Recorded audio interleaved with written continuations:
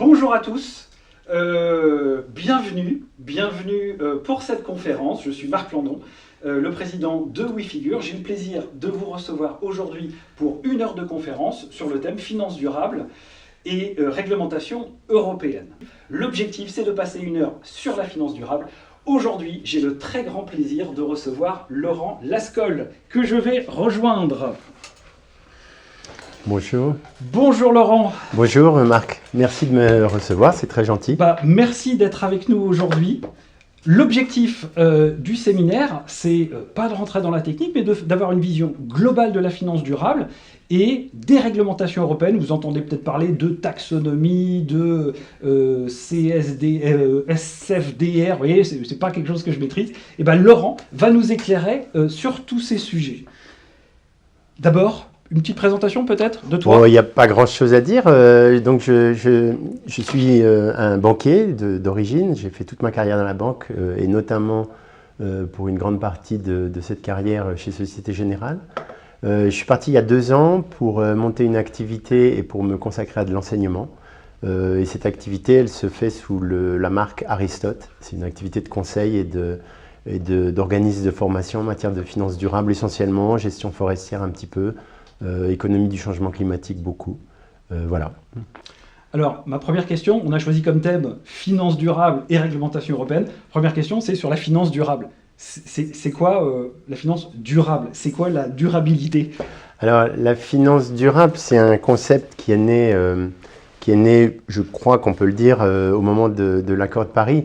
En fait, l'accord de Paris a eu pour caractéristique de fixer des objectifs, comme vous le savez, en matière d'atténuation du changement climatique, des objectifs aussi en matière d'adaptation du changement climatique, et puis les négociateurs au dernier moment ont ajouté un petit bullet point qui disait, et puis il faut aussi que la finance fasse le job.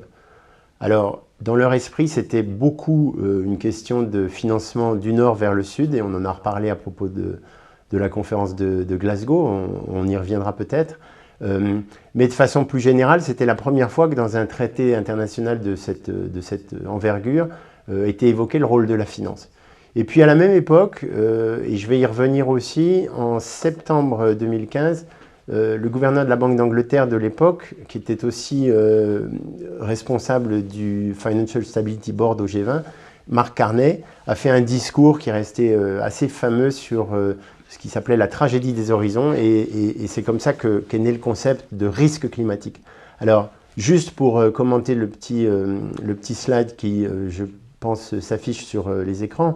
Donc, au départ, il y a cette question de financement de la transition climatique. On a vu très vite, bien sûr, que la question de la biodiversité, que la question de la raréfaction des ressources, de l'économie circulaire, toutes ces questions-là étaient très proches de ces sujets climat. Et les deux problématiques étant liées, l'extinction des espèces notamment. Et donc on a, à partir de la finance climat, on va dire, développé le concept de finance verte, qui est un peu plus large que la finance climat et qui correspond au E de ESG, quand on a l'habitude d'employer ces acronymes. Là-dessus, en allant encore plus loin dans le raisonnement, on voit bien qu'une transition ne peut pas se faire ou ne peut que difficilement se faire si elle n'est pas juste. Ce qu'on appelle la transition juste, et donc c'est la prise en compte des facteurs sociaux dans toute cette nécessité de la transition énergétique notamment. Voilà, là-dessus, en filigrane de tout cela, se pose aussi le sujet de la gouvernance, et c'est la dernière lettre de ESG, la gouvernance des entreprises pour mener toutes ces questions. Donc la durabilité, on peut dire que ça part du sujet climat, pour reprendre ta question, Marc. Ça part du sujet climat, ça s'étend au sujet biodiversité. On a vu récemment des COP sur ces sujets-là aussi. Il n'y a pas que la COP climat de Glasgow. Ça s'étend au sujet biodiversité et ça s'étend de plus en plus, on y reviendra, à la question sociale et la question des inégalités. Alors, tu parles effectivement des COP. Est-ce que tu pourrais nous faire un historique de l'avancée des travaux, voire depuis le début, jusqu'à aujourd'hui, l'état des réglementations et tout ça? Alors oui, bien sûr. En général, bon, sauf à revenir autant il y a 20 000 ans. En général, je repars pour commenter cela de l'accord de Paris. Vous avez ici sur le slide en rouge, si je parviens à le faire, en vert, pardon, vous avez sur le slide les événements clés qui se sont produits ces 6 dernières années. Normalement, il y aurait dû y avoir 5 ans entre Paris et Glasgow, mais la pandémie nous a obligés à organiser les choses autrement. Donc je vous signalais donc ce premier discours fondateur, un peu, de Mark Carney.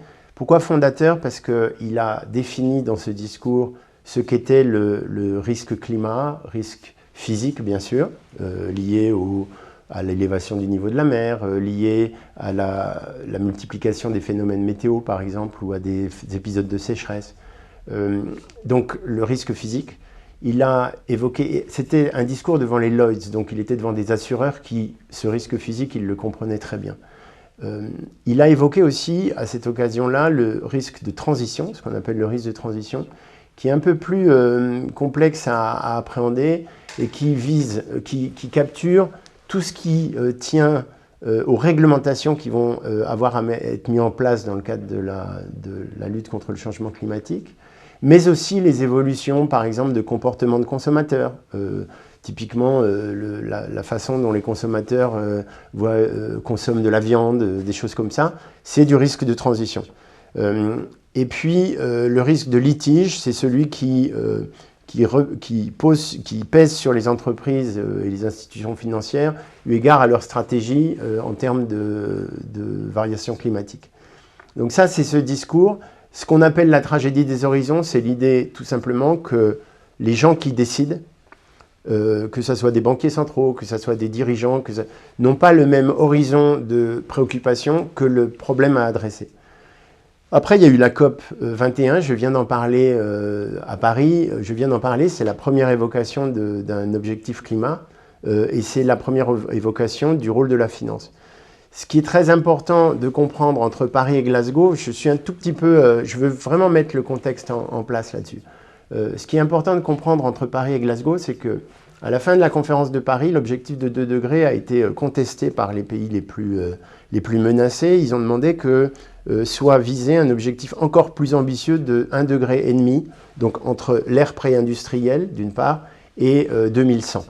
Donc il a été écrit dans les objectifs de Paris que c'était l'objectif optimal. Cet objectif était un objectif lointain, d'une part, et en termes de température. L'immense progrès qui s'est produit depuis Paris et aujourd'hui à Glasgow, et c'est dans les textes maintenant à Glasgow, c'est la traduction de cet objectif 1,5 degré, qui, je le répète, avait été mis in extremis dans l'accord de Paris, la traduction de cet objectif de 1,5 degré en un objectif de neutralité carbone à 2050. Et ça, c'est très important parce que ça clarifie et ça donne un horizon beaucoup moins lointain et beaucoup plus précis à l'objectif. Et donc l'objectif, parce que pour moi, effectivement, j'entends parler de 2 degrés, 1,5, c'est bien 1,5. L'objectif 1,5, il a été réaffirmé à Glasgow. On sait bien qu'on n'est pas sur cette trajectoire-là, on est plutôt sur une trajectoire autour de 2,5. Si tant est que les États si on se met en marche enfin, ouais. Voilà, si tant est que les États tiennent leurs promesses, et c'est vrai que c'est tout le sujet, hein.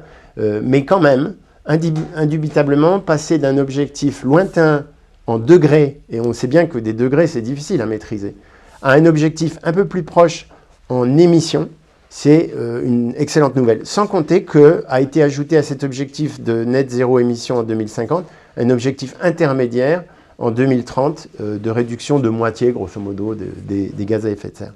Oui, c'est Mark Carney qui, lors de cette conférence à la Lloyd, et je vous engage à aller sur YouTube, vous l'avez sur YouTube cette conférence, qui disait on ne gère bien que ce qu'on mesure. Donc effectivement, on donne des objectifs qui soient mesurables pour qu'on puisse les suivre. Voilà. Et d'ailleurs, Mark Carney, alors c'est une très bonne liaison avec la suite. Mark Carney est à la source de pas mal d'initiatives qui ont été prises depuis lors. J'indique ici en rouge. Alors, d'abord, il a été à la source de ce qu'on a appelé la TCFD, qui est la Task Force sur les Climate Financial Disclosure. C'est une task force qui a travaillé sur la façon de rendre compte par les entreprises de leurs efforts en la matière. comment doivent-ils rendre compte, quelle est la transparence, quel est le degré de transparence auquel ils doivent parvenir. Et c'est une initiative extrêmement importante et qui est déterminante pour la suite en matière de régulation, de disclosures, etc. Donc ça, c'est la première initiative qu'il a eue, qui a été imitée par une petite sœur récemment avec la création, je mentionnais le lien étroit entre la biodiversité et le climat, avec la création de la task force sur les disclosures en matière de nature. Donc, je crois que ça, c'est très important de voir l'importance de ces initiatives qui ont été très, très structurantes, notamment dans l'évolution des régulations. On viendra au sujet de la régulation européenne, mais ça a été très déterminant.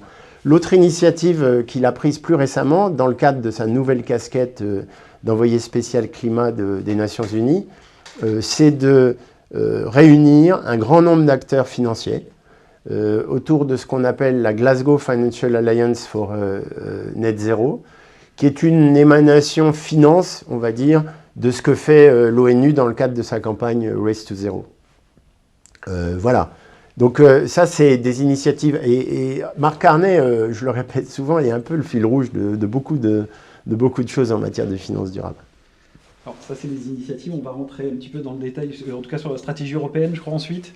Oui. Alors, à partir de ces initiatives, on est sur une problématique de biens communs, d'externalité.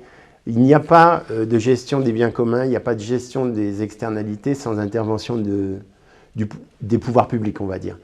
Alors, l'Europe, le risque avec l'Europe, c'est que quand on lui confie un sujet, elle fait de la réglementation. C'est pas ironique de dire ça, c'est son rôle en même temps, hein, c'est une structure juridique. L'Europe, à l'issue de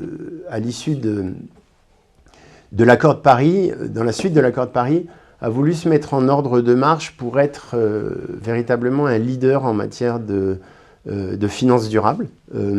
Et donc a constitué ce qu'on a appelé le High Level Expert Group assez tôt après Paris pour l'aider à réfléchir à ces problématiques. Ce groupe a rendu son rapport début 2018 avec un certain nombre de propositions sur lesquelles on va revenir parce qu'elles ont été déclinées depuis lors en réglementation. Ces propositions ont été déclinées ensuite dans ce qu'on a appelé le plan d'action pour la finance durable européenne, début 2018, qui était calé sur avec un certain nombre d'objectifs. Ce plan d'action a été décliné depuis lors. Je ne veux pas entrer trop pendant cette conférence dans un degré exagéré de détail parce que vraiment c'est un plan d'action extrêmement riche avec des choses extrêmement larges qui grosso modo vise surtout le monde des marchés financiers, un peu moins peut-être le monde des banques. Pourquoi? Parce que les initiatives européennes se sont faites beaucoup au début dans le cadre de ce qu'on appelait toutes les ambitions en matière de Capital Markets Union. Ce n'est pas forcément là que sont l'essentiel des financements de l'économie européenne. Hein. On sait bien que l'Europe repose beaucoup sur du financement bancaire et donc il reste un certain nombre de sujets côté financement bancaire et une initiative comme la Glasgow Financial Alliance adresse ce type de problématique aussi. Donc l'Europe, elle a eu une approche vraiment très marché financier. C'est pour ça qu'on parle souvent de fonds verts, de green bonds, de choses comme ça, et un peu moins de ce qui concerne le monde bancaire. L'initiative, alors là-dessus, un peu après, on a eu la pandémie, qui a mis en avant, qui n'a pas invalidé les objectifs climat et biodiversité, loin s'en faut, mais qui a mis en avant aussi cette question sociale, cette question aussi de la nécessité de financer la transition de façon juste.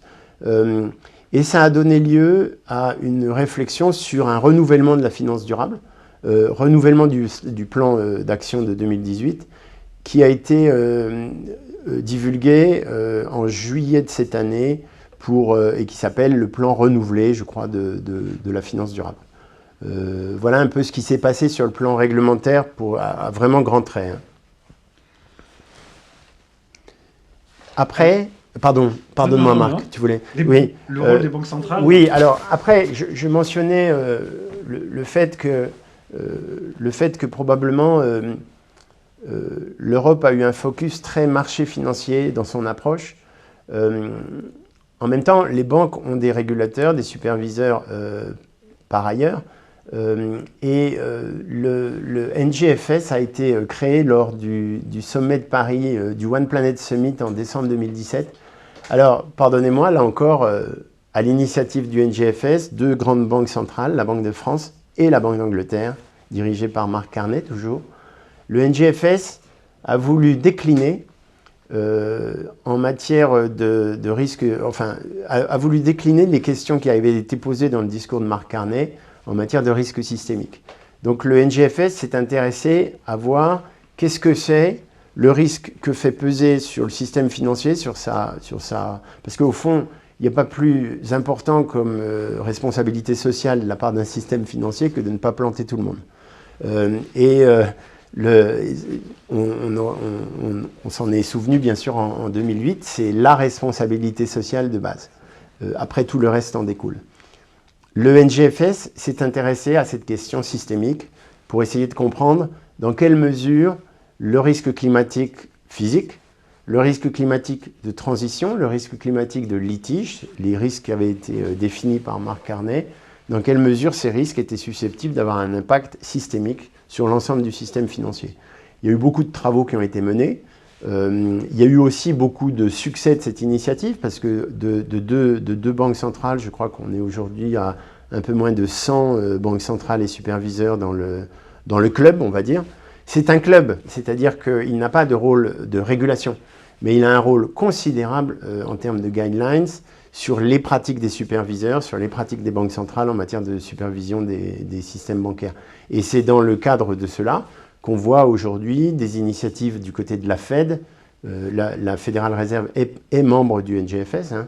On voit aujourd'hui des initiatives du côté de la Fed. On a eu récemment un grand stress test de grande ampleur mené par la BCE. Il va y en avoir un l'an prochain qui va plus reposer sur des initiatives des banques, avec toute la problématique d'ailleurs de collecte des données que ça pose. Hein. Il y a énormément de problématiques côté banque, par exemple, pour savoir si un crédit est plus ou moins exposé à un risque physique. Pour donner un exemple extrêmement simple, est-ce qu'un emprunteur a une grande partie de ses actifs localisés dans des zones où le niveau de la mer peut s'élever, par exemple? C'est pour donner un exemple extrêmement simple de données qui ne sont pas toujours dans les systèmes bancaires, ou du moins qui sont dans les systèmes d'information des banques, ou qui du moins sont difficiles à collecter de façon homogène, on va dire. Donc le NGFS, il fait ce travail-là. Donc on a, pour résumer ce graphique un peu dense, j'en conviens, on a des initiatives, on a le big picture, c'est les conférences internationales, c'est les grands objectifs en matière de climat. On a un certain nombre d'initiatives privées, j'en ai cité quelques-unes, mais il y en a énormément, il y a beaucoup de coalitions aussi d'entreprises ou de banques qui ont été formées. On a la réglementation et on a le rôle des banques centrales et des superviseurs. Oui, le GFS, c'est un peu comme le comité de Bâle qui n'a pas force de loi, mais qui pousse effectivement à réguler. Exactement, exactement. Alors j'ai mentionné là aussi le comité de Bâle en avril 2021 qui a sorti un papier sur le sujet des risques climat. C'est pas forcément hyper clair le rôle des uns et des autres, hein, mais c'était déjà vrai à l'époque enfin dans la suite de la crise financière, c'était déjà vrai du rôle par exemple du Financial Stability Board qui dépendait du G20 et du comité de Bâle. Donc il ne faut pas se choquer qu'il puisse y avoir alors les mauvaises langues diront que c'est parce que quand on a son enfant à l'école internationale à Bâle, on a envie de rester à Bâle, et donc on crée un agenda. Mais pas que. Il est normal que le comité de Bâle s'intéresse au sujet. Il est normal aussi que le NGFS, en tant que en tant que club de banque centrale, s'intéresse au sujet. Alors venons-en en réglementation, parce que c'est ça qui va forcer effectivement les gens à mettre les choses en route. On entend parler de taxonomie, de SFDR, de TCFD, et je pense en plus qu'on mélange un peu tout. Il y a des réglementations, il y a des guidelines, voilà. Donc première chose, est-ce que tu pourrais nous classer tout ça? qu'est-ce qui est réglementation, qu'est-ce qu'on va devoir appliquer, et puis quelle réglementation s'applique à qui. Entre les banques, des gérants d'actifs, etc., c'est pas forcément les mêmes choses. Il y a un classement. La Commission européenne est parfaitement consciente de cette complexité, je pense, et fait des efforts louables de communication. Il y a une proposition, il y a une présentation qui a été faite lors de la publication, je ne sais pas exactement à partir de quand ce petit schéma est apparu, mais en tout cas, il apparaissait dans l'introduction de la stratégie renouvelée de juillet, de la stratégie renouvelée de l'Union européenne. Ce petit schéma indique un peu de façon claire comment remettre en place les différentes réglementations. Je crois qu'il émanait d'ailleurs de la première initiative de 2018. Le cœur du sujet, je vais partir dans le désordre, on va dire. Le cœur du sujet, au départ, ça a été le sujet des disclosures, parce que c'est ça qu'avait lancé le discours de la tragédie des horizons. Les disclosures, c'est ce qu'on doit donner au marché comme information, c'est absolument, ça? Absolument. C'est-à-dire que l'idée était, dans une logique plutôt libérale, de dire si le marché est correctement informé de façon transparente de l'ensemble des risques physiques de transition ou de litiges qui pèsent sur les institutions qui font appel à ce marché, alors nécessairement il y aura un effet vertueux qui se mettra en place. Les entreprises tenteront d'être toujours plus transparentes que leurs concurrents et les investisseurs seront toujours plus exigeants sur leurs attentes en la matière au motif qu'ils n'ont pas envie d'encourir dans leur portefeuille des risques de perte de valeur de leurs actifs ou pire de ce qu'on appelle de stranded assets, c'est-à-dire d'actifs échoués du fait de l'occurrence de ces risques-là. Donc les disclosures, ça a été un peu le maître mot. On a une réglementation en Europe qui s'appelait la NFRD, Non-Financial Reporting Directive, qui petit à petit s'est calée sur les recommandations de la TCFD. Je vous ai dit, la TCFD, c'était plutôt une initiative guideline, on va dire. Donc cette réglementation s'est mise progressivement en ordre de marche. Et puis, sur les disclosures, d'autres travaux ont été menés, je vais y revenir. Ce qui s'est posé assez vite comme problème, comme question, c'est, d'accord, mais une fois qu'on a dit ça, comment définit-on ce qui est vert de ce qui n'est pas vert ? Ça, c'est le rôle de ce que nos législateurs européens ont appelé du nom merveilleux de taxonomie. Je le dis ironiquement parce qu'au fond, ce mot compliqué qui est un peu difficile d'accès aux citoyens lambda veut simplement dire classification. Il s'agissait simplement de classifier qu'est-ce qui est vert, qu'est-ce qui n'est pas vert. La taxonomie, on va y revenir, c'est le sujet un peu cœur. C'est pas forcément important en termes de... ça n'impose rien en soi, c'est un dictionnaire, c'est une classification. En revanche, toutes sortes de textes vont par ailleurs faire référence à cette taxonomie. Et d'ailleurs, pas seulement toutes sortes de textes, mais même les acteurs publics, dans le cadre de leur politique de crédit, dans la gestion de leur portefeuille de crédit, vont pouvoir être amenés à se référer à cette taxonomie. Donc la taxonomie, il faut le voir vraiment très simplement comme un... Alors, très simplement, sauf qu'on va tout de suite vite dans la complexité, mais la taxonomie, il faut le voir très simplement comme un dictionnaire, comme une référence. Et d'ailleurs, quand on va dans les textes qui sont très très denses, on comprend très vite que c'est à utiliser comme un dictionnaire. Ça ne se lit pas de la page 1 à la page 550, pardonnez-moi, l'acte délégué climat, il fait 550 pages. Ça ne se lit pas comme ça. En revanche, face à une activité donnée, vous pouvez trouver dans les 550 pages la définition claire de qu'est-ce qui est vert et pas vert, et à partir de quels critères c'est vert ou pas vert. Ça, c'est la taxonomie. Et puis après, à l'issue de cela, il y a un certain nombre d'outils qui sont mis en place en matière de finances vertes pour s'y retrouver, qui sont comment on définit un green bond, comment on met en place des benchmarks, etc. Alors, tu dis que la taxonomie, effectivement, c'est le dictionnaire qui définit ce qui est vert ou pas vert. C'est pas, ça impose rien à personne.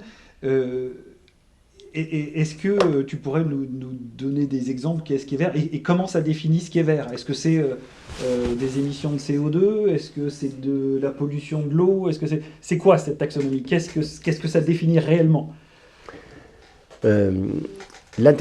Alors, le raisonnement intellectuel qui est tenu derrière, moi je le trouve assez séduisant.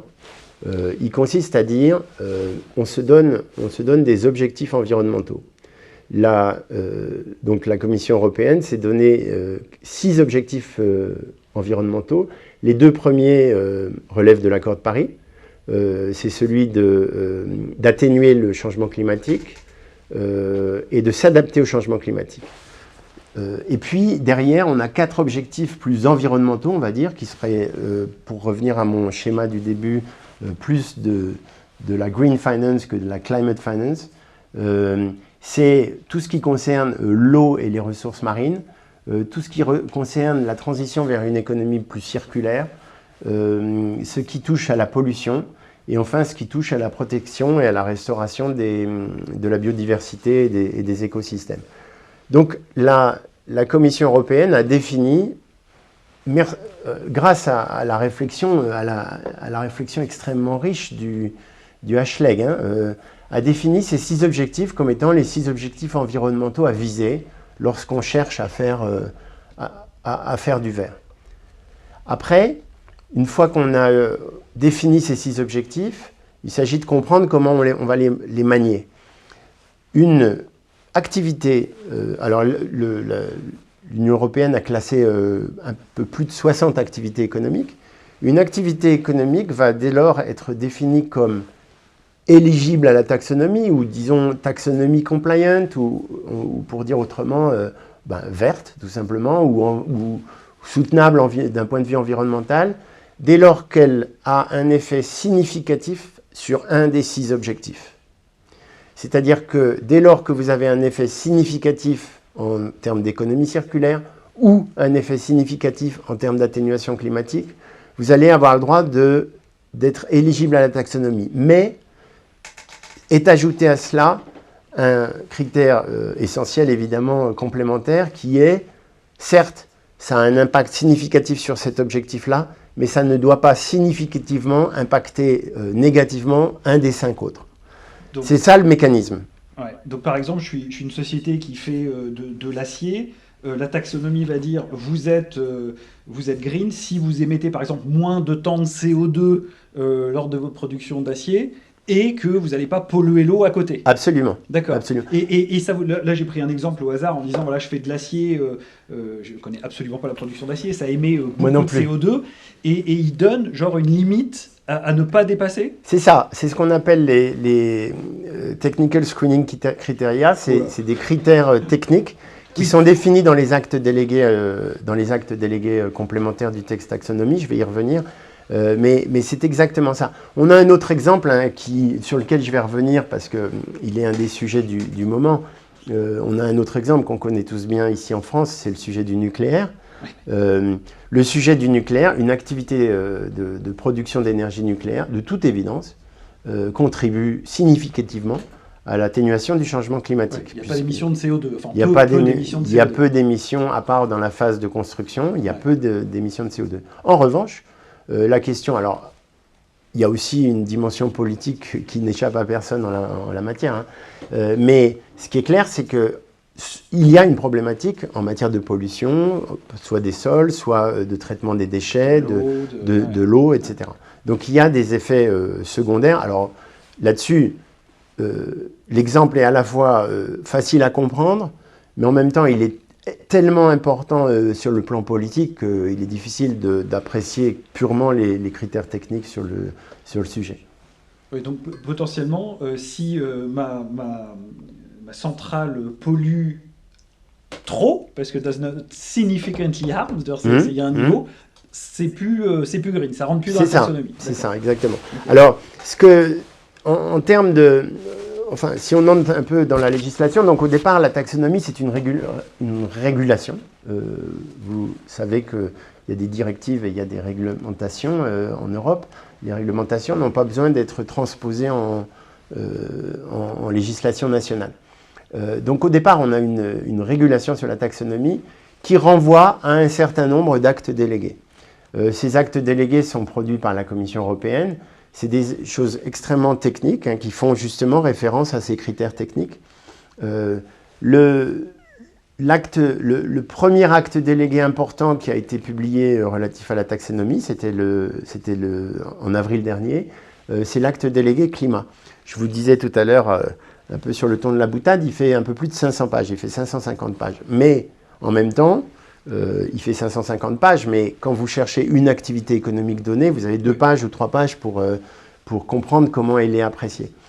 L'autre acte délégué, c'est un peu plus technique, c'est celui qui relie le sujet taxonomie avec le sujet des disclosures financières.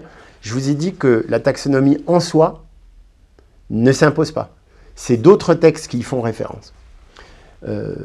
Troisième type d'acte délégué, c'est un acte délégué complémentaire sur les objectifs climatiques qui est en préparation et qui s'annonce absolument passionnant. C'est le plus politique. C'est celui qui a été repoussé dans le temps parce qu'on n'arrivait pas à se mettre d'accord. Cet acte délégué qu'on attendait pour la fin de l'année 2021, je ne sais pas si tout le monde va se mettre d'accord, c'est celui qui porte sur les activités qui fâchent, à savoir le gaz et le nucléaire, et aussi l'agriculture, by the way. Mais le gaz et le nucléaire. Il y a un débat, on le sait bien, entre certains grands pays européens sur le sujet. La Commission européenne s'est reposée sur des experts, des comités d'experts, qui lui ont bien sûr rendu 2 rapports, l'un plutôt positif sur le nucléaire et l'autre plutôt négatif sur le nucléaire. Comme ça, ça simplifie le débat. On va voir les meilleurs lobbyistes. Alors, on va voir les meilleurs lobbyistes. Il faut savoir que bon, ne nous mentons pas, c'est un débat entre la France et l'Allemagne.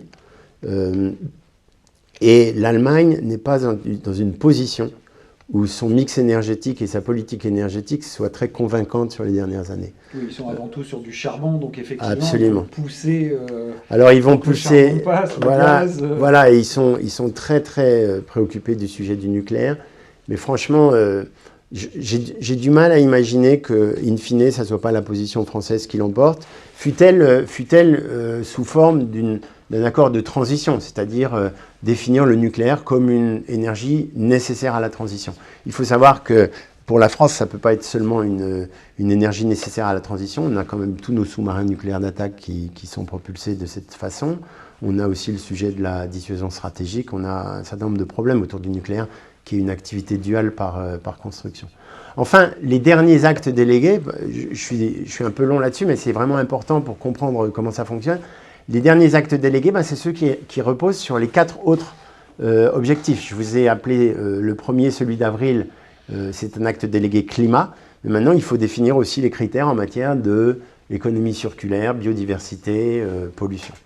Donc on en est là. La taxonomie, c'est avant tout sur le climat et tout ce qui est eau, pollution, etc., c'est remis à plus tard. Alors, c'est pas enfin remis à plus tard. C'est, disons que, encore défini. Voilà, ça se décline, absolument. Il y a des actes délégués qui arrivent, mais d'ores et déjà, lorsque vous avez une activité qui a un impact significatif sur un des objectifs climat, d'ores et déjà, vous avez un certain nombre de notions dans l'acte délégué qui vous expliquent comment regarder les 4 autres activités. Donc, on est un peu entre deux sur ce sujet-là.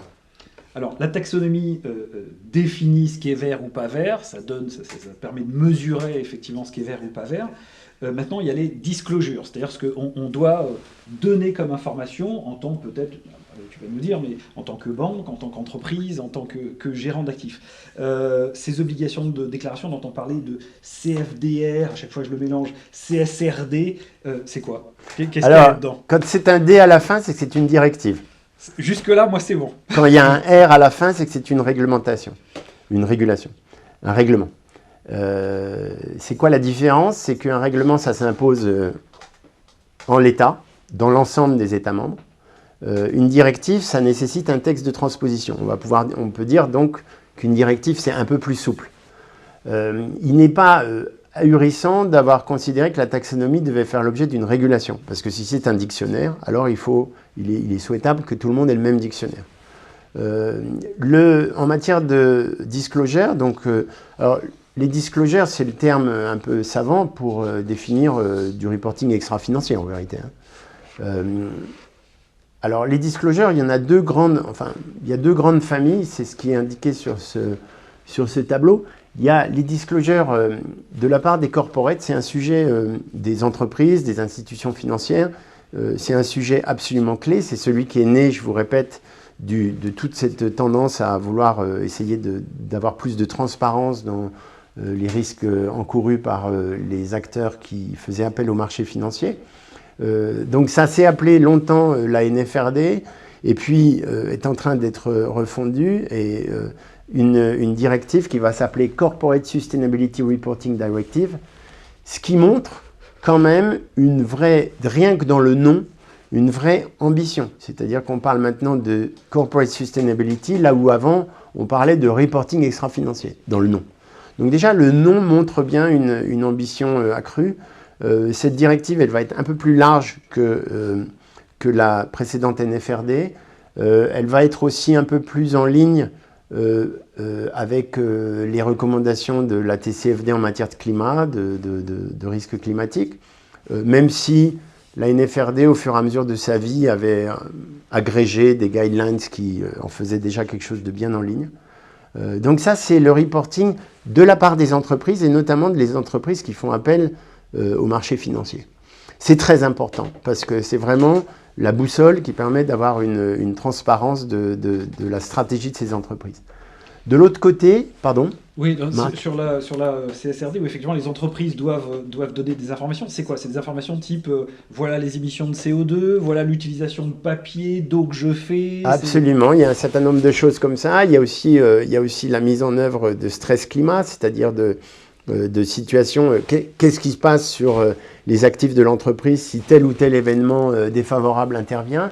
C'est des choses comme ça. Donc c'est pas seulement mon impact, mon entreprise sur la nature, mais c'est aussi l'impact de sujets climatiques sur mon business. Alors, c'est une super question. C'est une super question. Ce que tu évoques, c'est la notion un peu technique de double matérialité. C'est un peu du jargon. Non, c'est du jargon que peuvent comprendre les comptables. Les comptables, ils savent ce que c'est que la matérialité. La matérialité, c'est que la matérialité, c'est qu'on ne reporte que ce qui est significatif pour l'activité de l'entreprise. La double matérialité en matière de climat ou de biodiversité, ça fait référence au fait qu'effectivement, il faut reporter les événements significatifs dès lors que soit ils ont un impact sur la stratégie de l'entreprise, et là on est complètement dans la vision anglo-saxonne du sujet de la matérialité, c'est-à-dire, et la vision d'ailleurs de Marc Carney dans son discours, c'est est-ce que les risques climat, s'ils se produisent, vont avoir un impact sur mon business model, sur mon activité. Et puis, l'autre matérialité, elle est plus française, pardonnez-moi, elle est plus celle, par exemple, de la loi sur le devoir de vigilance. C'est plutôt la matérialité dans l'autre sens. C'est est-ce que mon activité, moi, entreprise, va avoir un effet sur l'environnement, un effet négatif.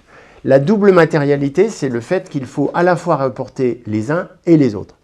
Il faut à la fois regarder qu'est-ce qui va, dans l'environnement, générer des risques climatiques susceptibles d'impacter mon business model, ma rentabilité, ma profitabilité, et peut-être d'ailleurs de générer des actifs échoués chez moi, dans mon portefeuille. Et puis rapporter aussi qu'est-ce qui, dans mon activité, peut avoir un impact sur l'extérieur. Cette histoire, c'est pas une caricature, hein. Il y a vraiment une vision très anglo-saxonne, très libérale. Et puis, il y a une vision un peu plus altruiste, on va dire, en quelque sorte, ou un peu plus responsable, qui est d'origine française, mais qui est largement reprise par l'ensemble des pays membres de l'Union européenne. Donc ça, c'est la double matérialité. D'accord. Alors là, on est sur la CSRD, à chaque fois je les mélange. CFDR. Alors, SFDR. Pour Sustainable Finance Disclosure Regulation. Alors, là, on est typiquement dans ce que je disais sur une régulation qui porte vraiment sur les activités de gestion d'actifs et donc qui découle du projet CMU, on va dire au départ. C'est un peu un raccourci, j'en conviens. SFDR, c'est donc la régulation qui porte sur les gestionnaires d'actifs et sur les produits qu'ils commercialisent. l'obsession des superviseurs en la matière. Il y a eu une consultation de l'IOSCO l'été dernier là-dessus. L'obsession, c'est le greenwashing. C'est-à-dire, est-ce qu'on est en risque que les épargnants se fassent vendre par les gestionnaires d'actifs des produits qui soient en vérité pas si verts qu'ils ne sont, vendus. Oui. Quoi. Et je lisais effectivement pas mal d'études là-dessus sur les fonds ISR. Il y en a à peine 5% qui correspondent à la taxonomie. Le MSCI Climate Index, à l'intérieur, il y a genre 10% de sociétés qui peuvent rentrer dans la taxonomie. Donc effectivement, du greenwashing, on en a à toutes les sauces. Oui, c'est la préoccupation, hein, bien sûr. Alors après, on va y venir, mais la question, c'est qu'il faut que tout cela reste lisible pour le commun des mortels ou pour le commun des mortels épargnants. SFDR, c'est une réglementation, donc. Alors déjà là, est-ce qu'il fallait une réglementation? C'est déjà un questionnement. Est-ce qu'une directive n'aurait pas convenu? On peut déjà s'interroger.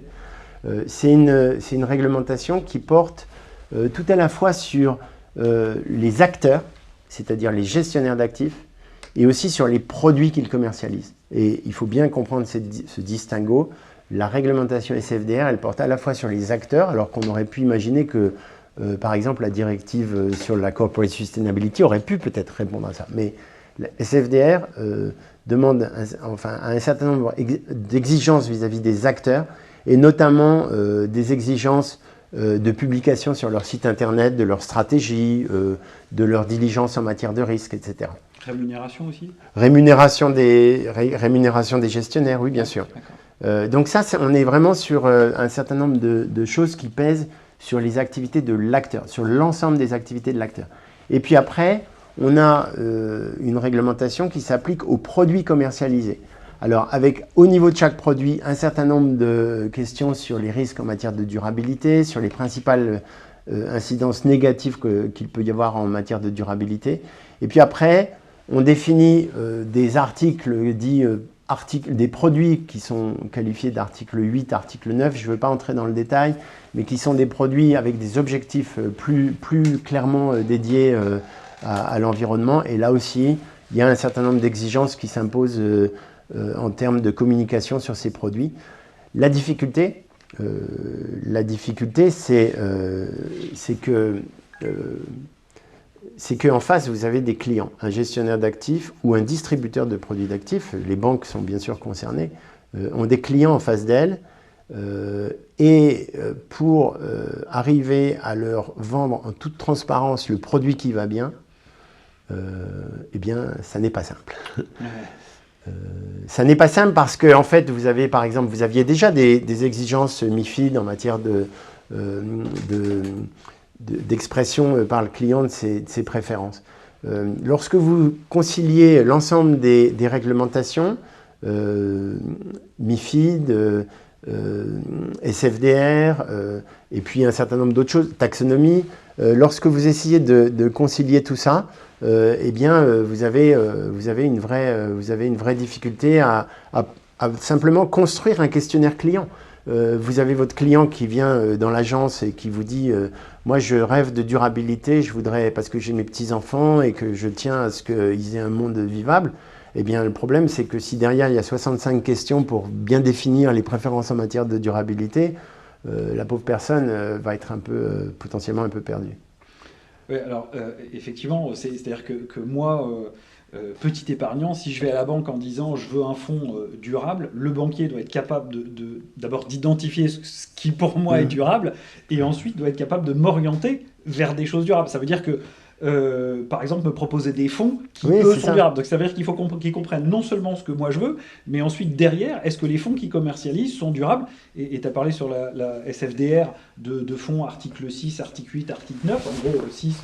c'est pas du tout, il n'y a rien de durable, 8 un petit peu, et puis 9 c'est super durable. Donc il doit lui aussi comprendre ce que sont toutes ces réglementations, alors qu'il est, entre guillemets, vendeur de produits, il doit tout comprendre. Absolument. À la fois de son client et à la fois des produits qu'il vend. Absolument, on est là pas très loin du risque, bon, le temps s'écoule, mais on est là pas très loin du risque d'over-régulation. C'est-à-dire que j'ai évoqué au début le fait que maintenant la feuille de route des institutions internationales, la feuille de route de l'ensemble des acteurs, elle est calée sur cet objectif net zéro 2050 et cet objectif de diminution par 2 des émissions en 2030. Ça, c'est le big picture. Si derrière, on entre dans des régulations qui deviennent difficiles à lire, difficiles à pratiquer, et dont surtout, on n'arrive plus à faire quelquefois le lien entre ces régulations et puis le big picture, justement. Là, on se heurte potentiellement à un problème un peu d'over-régulation. On le voit déjà aussi dans le débat public, c'est-à-dire qu'il y a une certaine incompréhension de la part du public par rapport à une certaine masse de régulation qui arrive comme ça et qui, quelquefois, à la fin, deviennent un peu ou difficilement lisibles, disons. Oui, parce que si on prend un exemple, moi je suis banquier, je vais prêter à un client, il va falloir que j'identifie déjà où situe le client en termes de durabilité, donc il faut que je comprenne toutes les activités, déjà ça va être un énorme travail qui va prendre du temps et qui va aussi nécessiter des données sur l'entreprise. Oui, oui. C'est-à-dire je travaille avec l'entreprise X et je dois non seulement étudier les comptes, le bilan, le compte de résultat, mais je dois avoir aussi toutes ces informations climatiques. D'ailleurs, une petite question, j'imagine qu'on voit apparaître des fournisseurs de données extra-financières climatiques, et je sais qu'on voit apparaître aussi des ratings, climatiques, tiens, j'ai un super rating en climatique.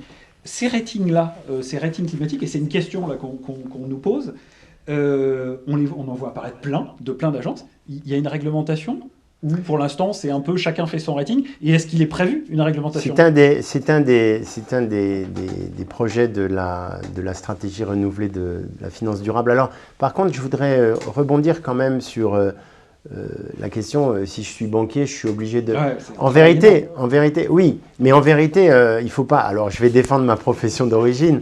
Les banquiers font ça depuis longtemps, d'identifier les risques qu'encourent leurs clients. Hein. Oui. Ils l'ont toujours fait. C'est-à-dire que, évidemment, quand vous prêtez à quelqu'un qui se construit une maison au Cap Ferret sur un banc de sable, évidemment, vous vous posez des questions sur la durabilité du truc. Donc le banquier, en vérité, il le faisait déjà. Et bien souvent, d'ailleurs, il a l'information dans ses dossiers de crédit. Toute la question, c'est comment est-ce que cette information dans les dossiers de crédit passe dans les systèmes d'information, comment elle est collectée, comment elle est homogénéisée, etc. Je crois que c'est ça. Oui, les ratings, c'est bien sûr un des efforts. Pour reprendre ce qui était l'un de mes slides, ça fait partie des outils. On a un certain nombre d'outils qui doivent découler de cette taxonomie et de ces disclosures transparents. Ouais, donc effectivement, dans les outils, et oui, on entend parler de la définition de ce qu'est un green bond, on va voir, où on a Absolument. Une définition, et il y aura potentiellement une validation des ratings, une réglementation sur les ratings, et qu'est-ce qu'il faut pour avoir un vrai rating vert et pas un truc fait de zéro. Absolument. D'accord. Un dernier point que j'avais pas évoqué aussi, c'est l'avenir aussi de la taxonomie. Parce qu'une fois qu'on a dit ce que je vous ai dit tout à l'heure sur les actes délégués relatifs aux questions environnementales, il y a des réflexions maintenant sur l'extension de cette taxonomie à la problématique sociale. Il y a eu des consultations déjà faites. Il y a aussi une réflexion sur ce qu'on appelle une taxonomie brune. Moi, j'avais écrit un papier de position qui est sur mon site. J'avais écrit un papier. Il faut y aller. Merci. J'avais écrit un papier de position au moment de la stratégie renouvelée de la finance durable qui expliquait justement qu'une taxonomie ne pouvait pas être si binaire. On ne peut pas s'occuper que de la parfaite adéquation à des objectifs environnementaux. Il faut aussi, parce que c'est là que va se faire la transition, il faut aussi s'intéresser à toute l'économie de la transition. Il ne faut pas arrêter de financer des entreprises sous prétexte qu'elles auraient une partie significative de leur production qui repose sur le oil and gas. Il faut au contraire accompagner ces entreprises pour qu'elles bougent. Voilà. Et d'ailleurs, j'en profite, on a une question là-dessus. et qui va dans ce sens. La taxonomie aura-t-elle vocation à être revue, par exemple vers 2030, ou bien est assurée d'avoir une durée minimale raisonnable longue de stabilité, c'est-à-dire on prévoit la taxonomie puis on se dit on va la réviser. En effet, s'il faut un compromis entre nucléaire et gaz, que tu avais Par évoqué, exemple, on risque d'aller vers un accord révisable, avec une perspective d'instabilité. Donc en gros, est-ce qu'on peut aujourd'hui prendre certaines directions, et puis demain se dire, ok, bon, bah, ce truc-là, on avait dit que c'était green, demain c'est plus green, et puis on va s'orienter vers, je vais dire une bêtise, parce que pour l'instant on n'en est pas encore là, mais de l'hydrogène ou autre chose. Alors, et là on est sur C'est la... stable, ou Ouais. est-ce qu'on la modifie Ouais, dans le et temps? là, on est uniquement sur dans ta question, on est uniquement sur la taxonomie environnementale, on est d'accord. Hein. La taxonomie a vocation à évoluer, de toute façon. Et c'est pour ça qu'il y a une plateforme pour la finance durable qui accompagne la Commission européenne dans la gestion, dans le pilotage des critères techniques de la taxonomie, parce qu'on sait très bien qu'il va y avoir, dans les années qui viennent, des innovations technologiques, des innovations de toutes sortes, et puis aussi des ambitions qui sont susceptibles normalement de s'accroître. Et donc, cette taxonomie, elle a vocation à vivre. Ce n'est pas du tout un truc qui est figé dans le marbre, c'est un truc qui a vocation à vivre. Après, la question du gaz, pour le moment, on est en train de partir sur l'idée que le gaz serait une activité possiblement taxonomie compliant pendant un certain temps. Le gaz étant reconnu comme énergie de transition. C'est très contestable. C'est très contestable, mais en même temps, on est, vous l'avez bien compris, dans un dialogue politique et dans une déclinaison extrêmement politique du sujet, puisque gaz versus nucléaire, c'est un peu donnant-donnant. J'accepte ça, mais donc on est dans ce dialogue politique qu'on peut contester, que beaucoup d'environnementalistes ne se privent pas de contester d'ailleurs, hein. Mais on est dans ce dialogue-là. Ça peut être sous forme de définition d'une date limite. Ça peut être aussi dans des clauses de revoyure, comme on les appelle, où on va revoir à un moment donné. Je le répète, je ne suis pas convaincu, mais ça c'est peut-être une digression un peu politique, je ne suis pas convaincu que le nucléaire puisse seulement être une énergie de transition. Il me semble que c'est une énergie qui a vocation probablement à s'installer assez durablement dans le paysage. Oui, il y a le problème de retraitement des déchets, mais sinon en termes d'émissions de carbone, absolument. on est plutôt sur quelque chose de vert. Oui, et je le répète, il y a aussi le caractère dual du nucléaire, hein. Il faut vraiment garder en tête en tant que Français, je suppose que l'auditoire est essentiellement français, c'est pour ça que je me lance comme ça. C'est pour ça que je me lance comme ça dans des digressions. On le refera en anglais. Oui, mais alors je serai beaucoup plus nuancé en anglais. Je serai beaucoup plus nuancé en anglais. Alors, on arrive bientôt au terme de cette conférence. Posez vos questions, Il reste encore 3 minutes. Il y a un décalage dans le temps, donc posez vos questions. Pendant ce temps, le temps que vous posiez vos questions, Laurent, est-ce que tu pourrais nous présenter Aristote? Oui, bien sûr. Oui, bien sûr. Donc, alors, c'est une société que j'ai immatriculée déjà il y a 2 ans lorsque je suis parti de Société Générale, mais qui en réalité, j'ai été très pris par des tâches d'enseignement pendant un certain temps. Et donc, j'ai démarré mes activités à proprement parler cette année. C'est une petite société qui vise 2 objectifs, c'est d'être cabinet de conseil d'une part et organisme de formation. Alors, cabinet de conseil sur 3 thématiques. L'économie du changement climatique, c'est une matière que j'enseigne à Dauphine d'ailleurs. L'économie forestière, parce que c'est mon dada, c'est une passion personnelle, et la finance durable. Et sur cette activité de conseil, j'ai compris aussi que, et c'est pour ça que je travaille avec beaucoup de plaisir avec Marc, j'ai compris aussi qu'il y avait une dimension formation qui était indispensable à intégrer et à insérer dans cette activité de conseil. Et donc, j'offre aussi des formations. Je suis en train de me faire certifier Calliope pour ce faire. Et tout ça, ça se retrouve sur un site qui vient d'être renouvelé, qui s'appelle aristote.eu. Un certain nombre d'entre vous peut-être connaissaient le blog. J'avais créé le blog à l'époque où j'étais patron des affaires publiques de Société Générale. C'était mon espace de liberté et Société Générale me laissait très librement m'exprimer là. C'était une merveille. Donc c'est un blog qui avait été créé en 2017 et j'ai gardé le nom de domaine parce qu'il me plaît beaucoup. Donc allez regarder aristote.eu. Voilà. Bien sûr, n'oubliez pas d'aller aussi regarder WeFigure. Je vous remercie d'avoir été avec nous pour cette heure sur finances durables et réglementation européenne. J'espère que vous avez appris beaucoup de choses. N'hésitez pas à nous envoyer des questions si vous avez des questions par la suite. Et à très bientôt pour des nouvelles conférences sur de nouveaux thèmes. Merci beaucoup. Merci beaucoup, au revoir. Au revoir.